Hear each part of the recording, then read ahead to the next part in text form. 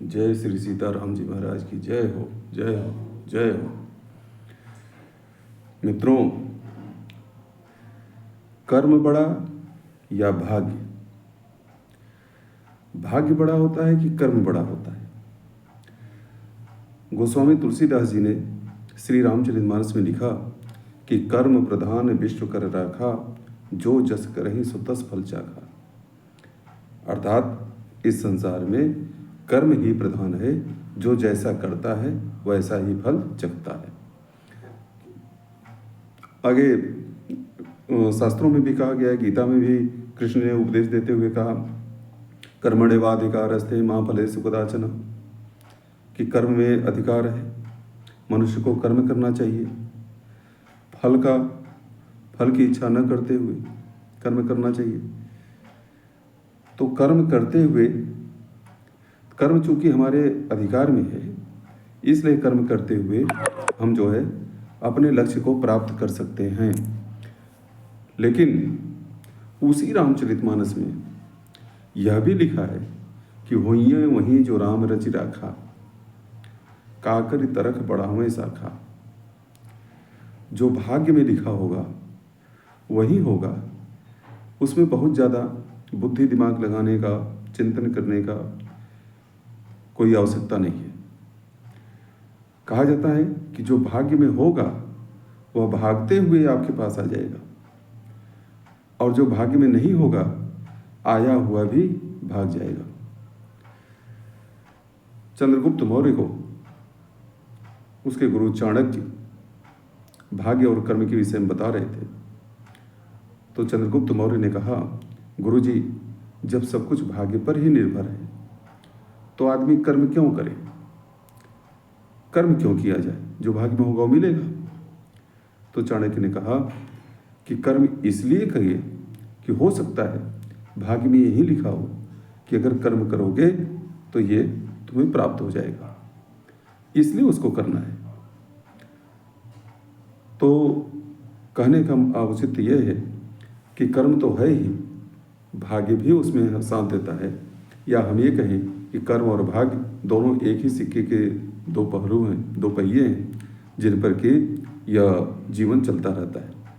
कर्म चूंकि हमारे हाथ में है, इस जन्म का जो कर्म होता है वहीं अगले जन्म का भाग्य बनता है, या पिछले जन्म जो हमने कर्म किया है वहीं इस जन्म में भाग्य बन करके हमको मिलता है। जैसे कुछ ऐसे लोग आपको समाज में मिल जाएंगे, आपने देखा होगा कि उनके कर्म बहुत खराब है, लेकिन उन्हें जो है सुख सुविधाएं या भौतिक संसाधन या उनका जीवन आराम से बीतता रहता है। तो मन में आता है कि इसके कर्म गलत हैं, लेकिन इसके बाद भी इसे तमाम जो है अच्छे अच्छे फल मिल रहे हैं। और कुछ ऐसे लोग भी मिलेंगे जो बहुत सत्कर्म करते हैं, बहुत अच्छे होते हैं, लेकिन इसके बाद भी वह दुख भोगते रहते हैं। सांसारिक दृष्टि से जिसको दुख कहा जाता है वो दुख भोगते रहते हैं।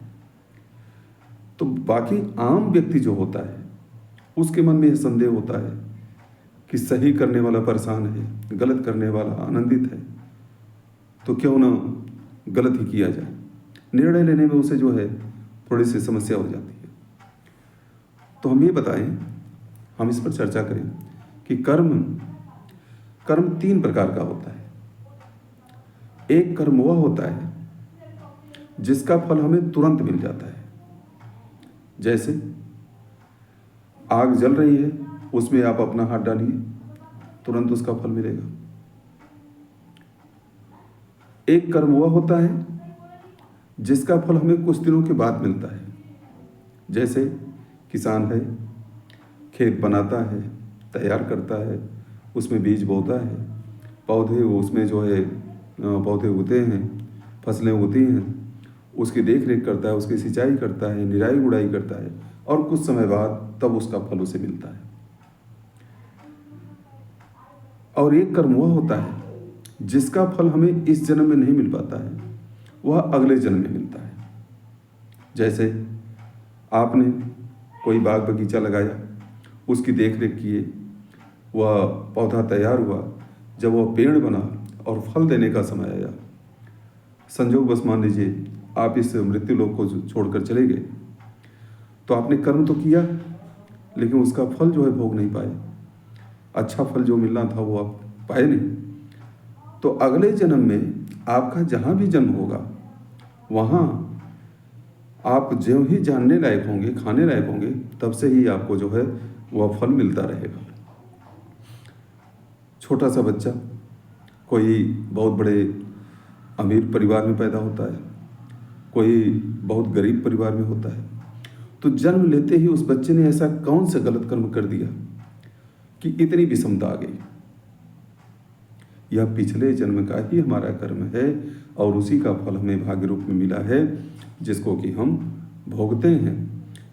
तो ये भाग्य और कर्म दोनों एक साथ चलते रहते हैं। कभी कभी जो आपने देखा होगा कि अच्छे कर्म करने वाला परेशान है या बुरा काम करने वाला सुख भोग रहा है, वह कैसे होता है? दो घड़े हैं, एक में जो आप कर्म कर रहे हैं वह उसमें भरता जा रहा है। हो सकता है कि आपने पिछले जन्म में अच्छा काम किया हो, वो भरते गए, घड़ा भर गया। अगले जन्म में आप जो कर रहे हैं वो दूसरे घड़ा में भरा जा रहा है।